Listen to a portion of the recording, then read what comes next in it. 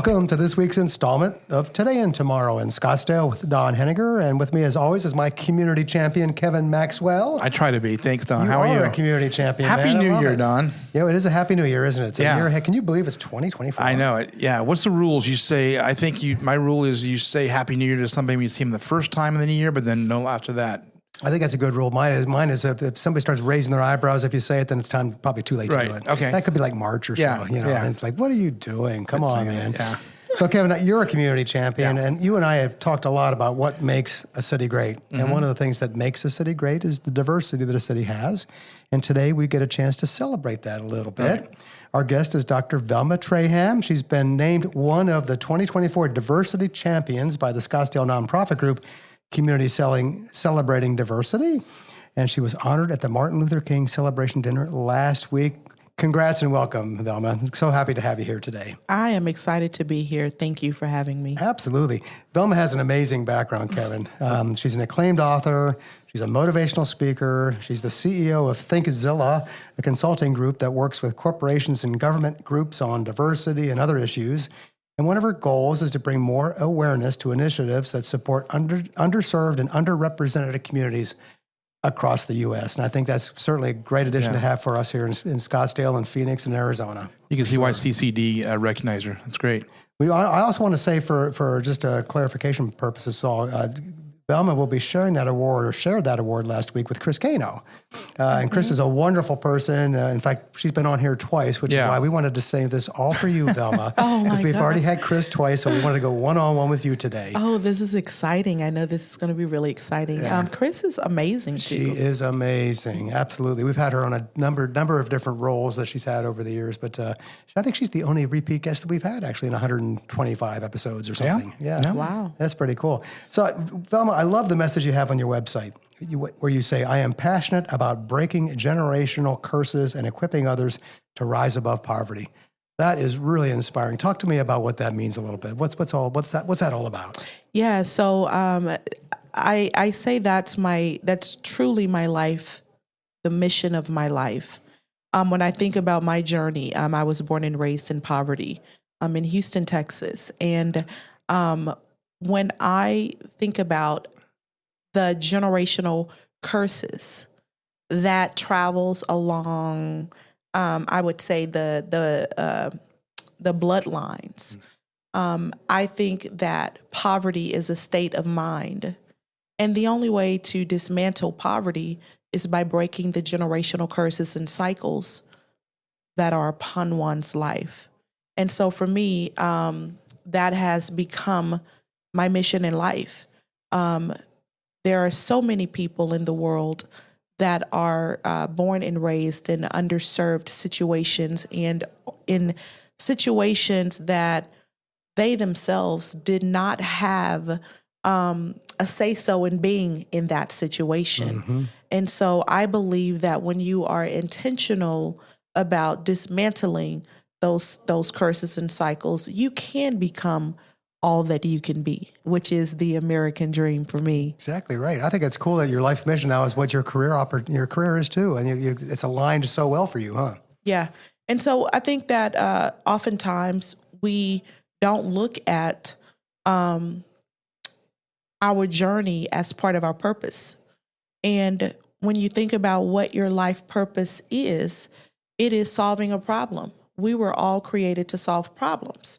And oftentimes people don't tap into what was the thing that either kept them in bondage or what was the thing that kept them in a situation where they were, not able to excel.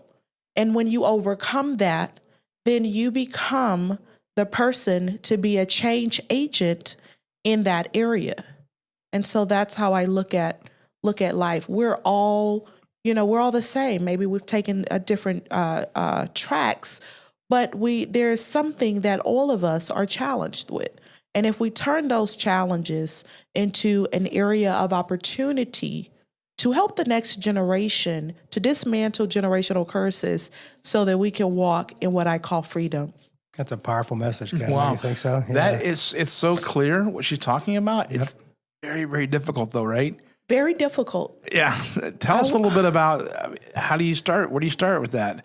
It's very difficult. And I will say that when you are dismantling systemic barriers and when you're dismantling generational curses, it starts with you. It starts with unlearning some of the things that you may have learned culturally. When you think about generational curse, so I'll talk about, my grandmother, my great grandmother, they were all poor. They were, I am the first generation entrepreneur. I am the first generation that left my hometown. I am the first generation college degree. I am the first the first generation to do everything. And so that's what you call breaking it. And for me, I believe that breaking anything, it takes a certain level of courage. It takes a level of boldness. It takes a level of, resilience, and perseverance and all of that. And so a lot of people, I hate to say this, but they're content with where they are. Sure. I was determined to not allow my end to look like my beginning. It's not how you start, it's how you finish. Good point. Good point. Did you get that from your family, from school, both, a religious church or anything? Or I'll tell you this. So I had a praying grandmother. I grew up in the Baptist church, and believe it or not, I can sing a little bit. I used to sing Easter songs in church. Oh, we'll maybe have to test you on that before the podcast's over, right? Yeah. So I had a praying grandmother, and this is what I would attribute it to. Growing up poor and not having and having to, sort of figure life out. You know how sometimes when you are privileged and when you have resources and things of that sort, if something like doesn't work, you have something to go to. Mm-hmm. Or most people will, if it don't work, they can run back to mama, or they can run to daddy, or they can run to whatever that thing is. For me, I didn't have anybody to run to. My father wasn't in my life. My mother had me at the age of 14 years old. And so I had to figure life out.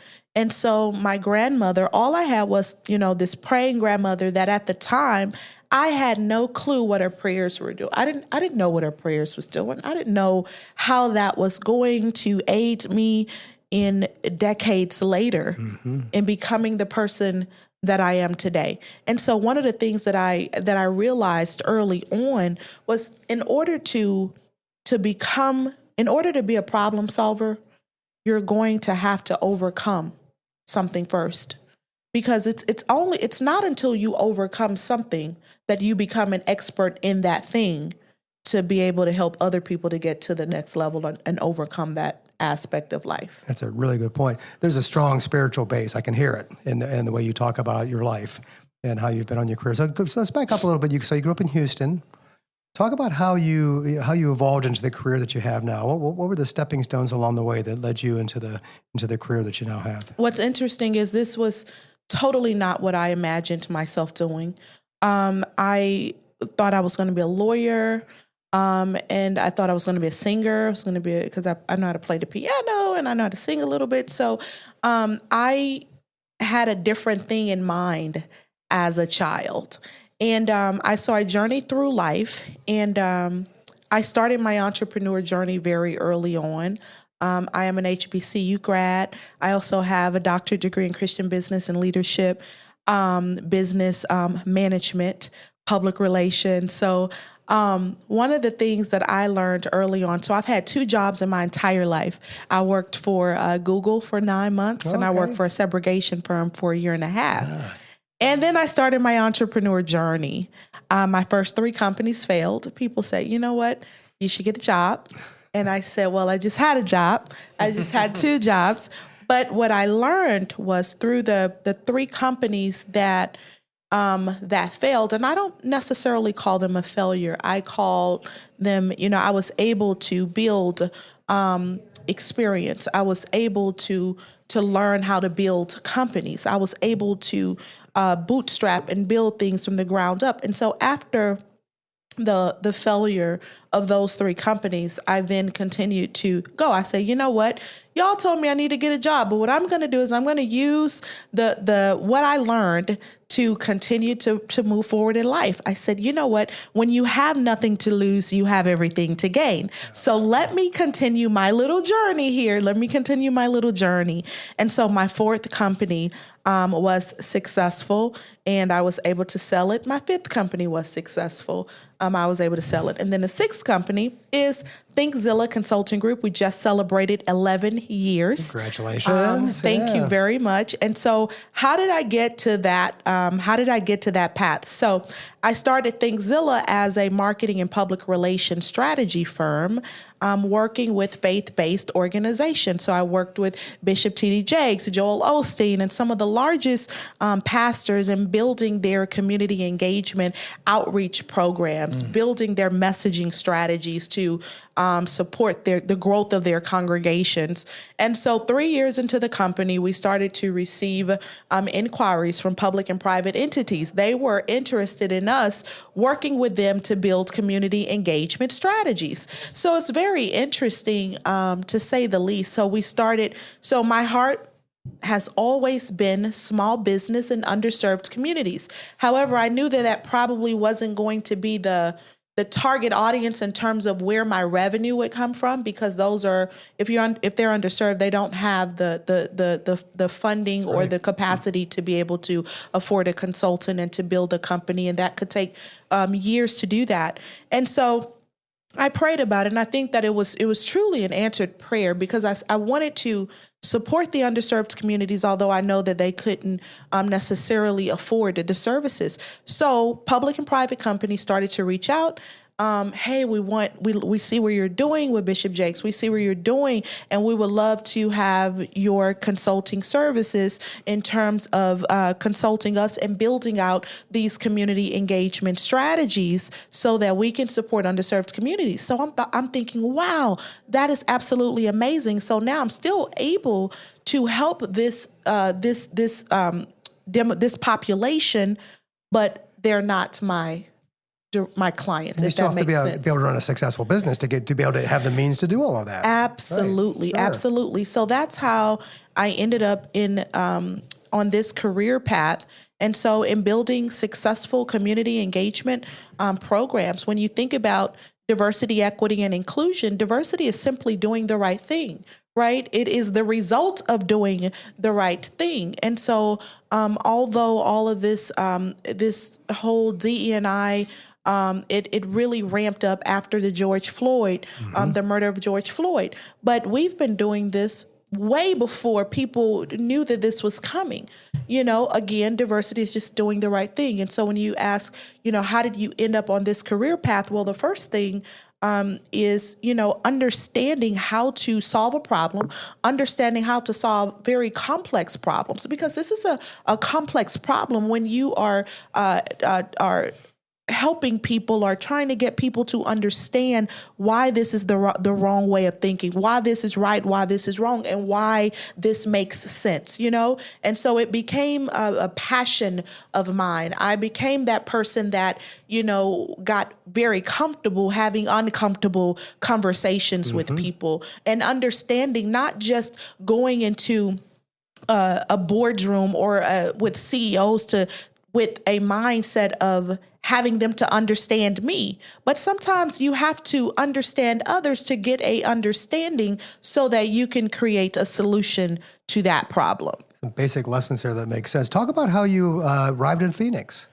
Yes, and yes. I was recruited here to Arizona by Greater Phoenix Economic Council. They saw a star out there, Kevin. They knew where to go get him. That's right. What was that like, being recruited to come bring your business to Phoenix? What's interesting is prior to me moving here or expanding to Arizona, I had some amazing friends here already. They were actually trying to get me here prior to the recruitment, but they weren't convincing enough. Let me say that. I started to think about how hot. I'm like, what in the heck am I going to do in Phoenix? I'm like, that is that is like a pit stop before hell. What am I going to do in Phoenix? Okay. Right. And so that didn't work. And so when they started to share how, the landscape of Phoenix and how the state was looking to move forward in terms of minority business development and diversity, equity, and inclusion, I thought, well, this is an opportunity for me to solve another problem.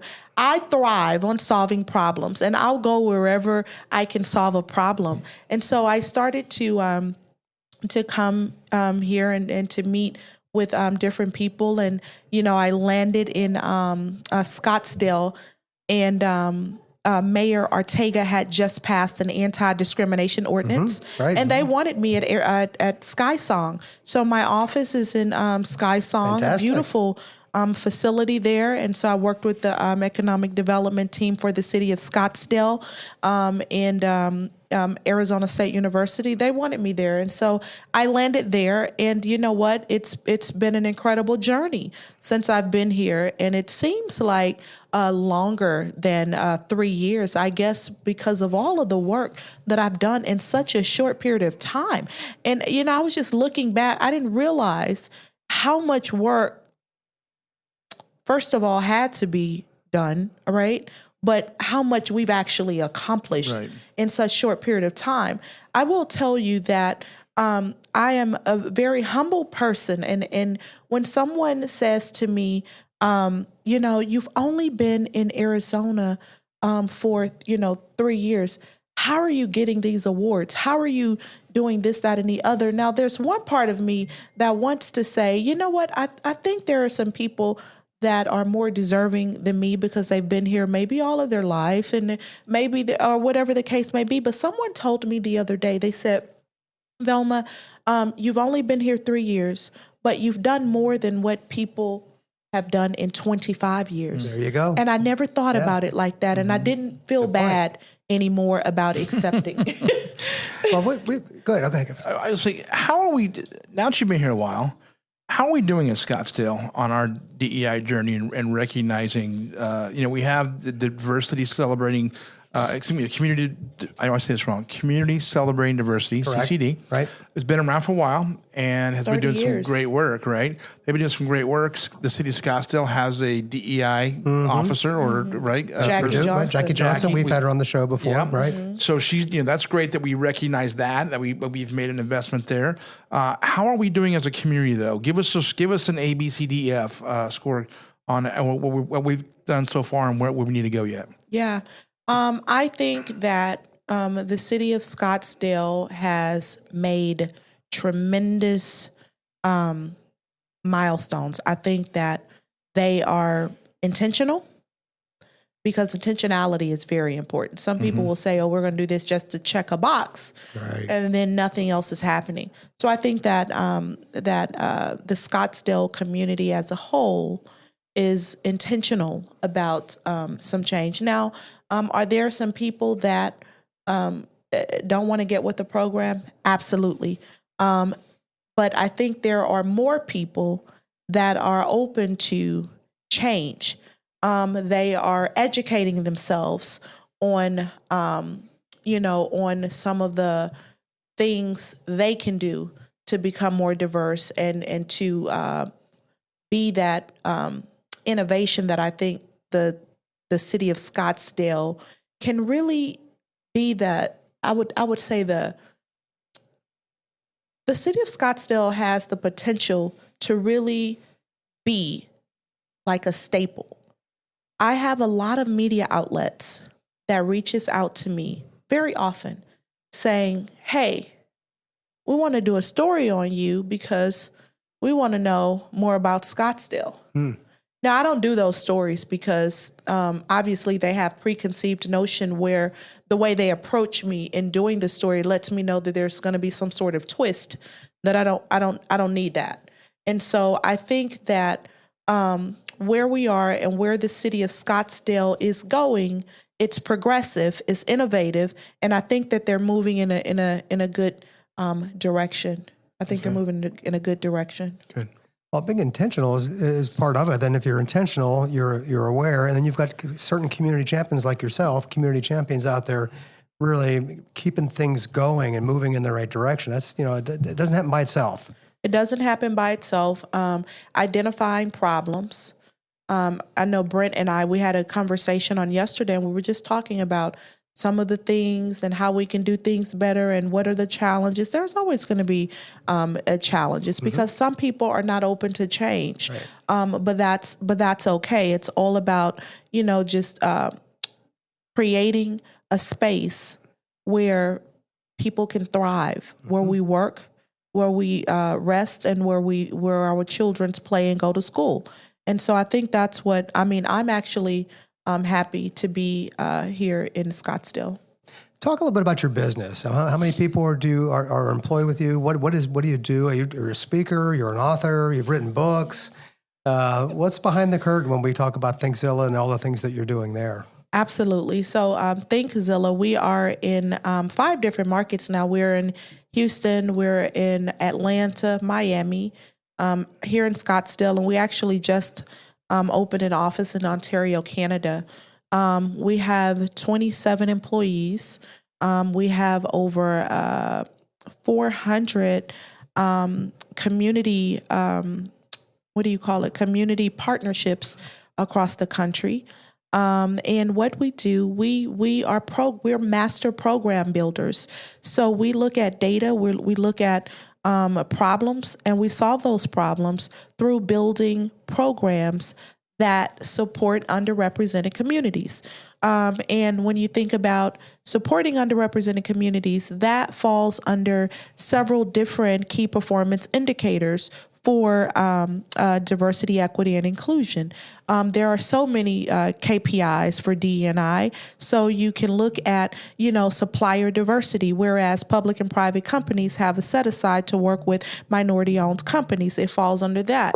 You can look at diversification of your workforce. It falls under that. And so there are so many community engagement. It falls under that. And so we touch a lot of those different KPIs in the work that we do.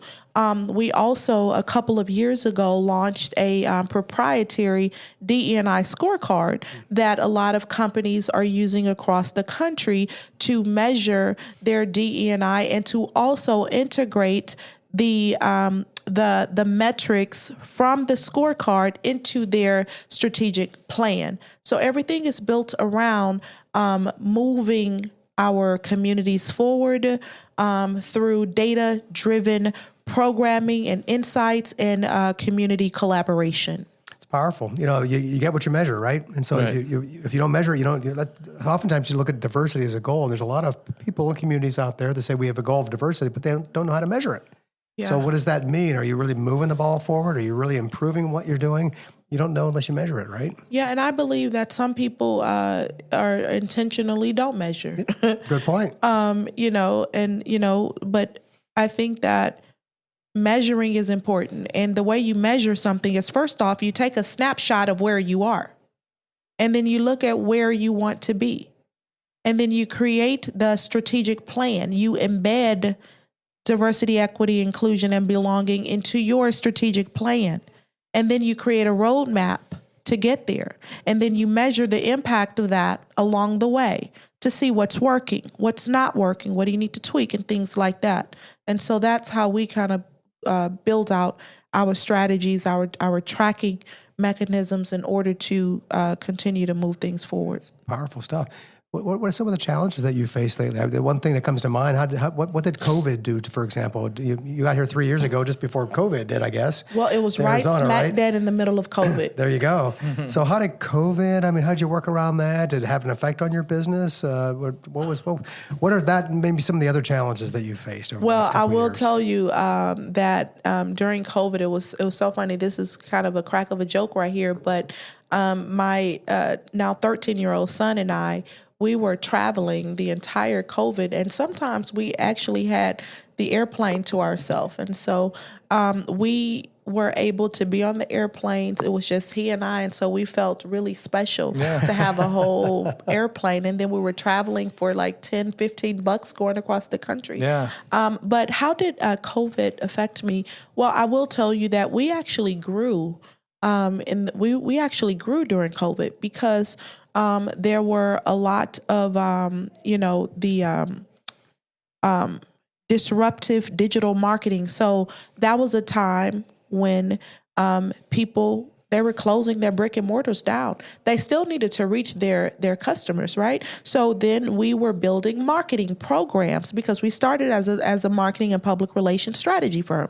We were building marketing programs to help our clients reach their target audiences. So we actually started to, I think we grew 25 to 30% during COVID. That's impressive, for sure. Yeah, that's pretty amazing. And so we moved here in the middle of COVID. And I'll tell you, our first diversity summit program that we produced in Scottdale in partnership with the city of Scottdale, we actually had 200 people. They were shocked Is that right? that we were able to do that. And and it was great. And so I'm fearless. I'm bold. I have a lot of courage. And, I'm always like, hey, what's the worst that can happen? Well, let's figure it out. Perfect time. So you're a writer too. You wrote a book that says "When God Says Go." Yes. What inspired you to write that? That sounds like a book I need to read, Kevin. I don't know about you, but when God, I should have brought you right? one. Ready for one. Yeah. So turning your storms into an unshakable relationship with God, leaving it all behind. So I went through a time in my life where, and when, I went through a divorce, and leaving Houston was not an easy thing to do. That's where I'm from. That's the place that I'm comfortable with. That's where my family, that's where my, everything. And so after my divorce, I decided that I was going to go. I heard the voice of God that said, go. And I did that. And so I left Houston and I went to Atlanta. I expanded my business in Atlanta, but at the time I didn't really know what all I was going to have to kind of go through and grow through, in order to be, I believe, the person that I am today. And so, moved to Atlanta. I had a car crash that should have or could have ultimately ended my life. I was hit by a semi-tractor truck. Oh, jeez. That spun me around in the middle of traffic. I was hit by another car. I was taken to the hospital by Life Flight. Oh boy. The car was totaled out. And I believe that was my wake-up call. That was my go moment. Sometimes you have to die spiritually in order to live the right life physically.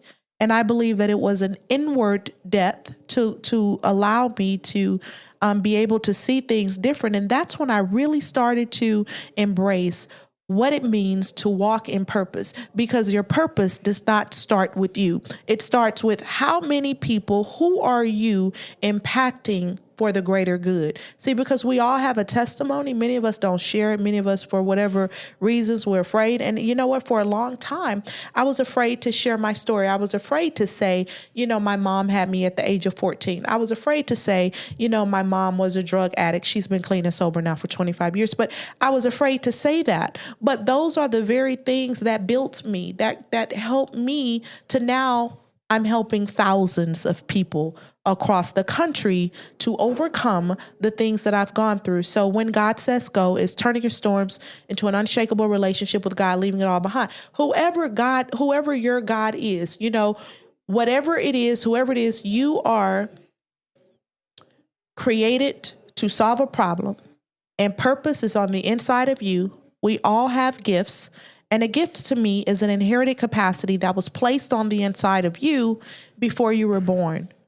And so many of us don't operate in our gifts. I always tell people they can fire you from your job, but you can never be fired from your purpose. Perfect way to think about that. That's right fantastic. on. That's totally inspirational. Thank you. There's no question why Kevin, we can see why she's winning this, why she won this award last week, right? Yeah, absolutely.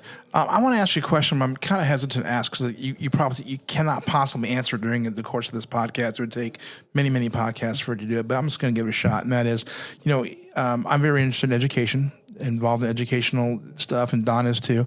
Here in Scottsdale, we have a lot of pushback at the school board level. People going to school board meetings, pushing back on any sort of education when it comes to DEI, and pushing back and saying that it shouldn't belong there. What can I do to help educate people or combat that? Because that just infuriates me. You know what? That can be several podcasts, but I think where we can start now. There was the most recent affirmative action rulings, and I'm sure you all know about that. And I've been getting a lot of questioning around that. And so here is what I would say. I think we need to just stop talking about DE&I. Just stop it. Let's start talking about solving problems.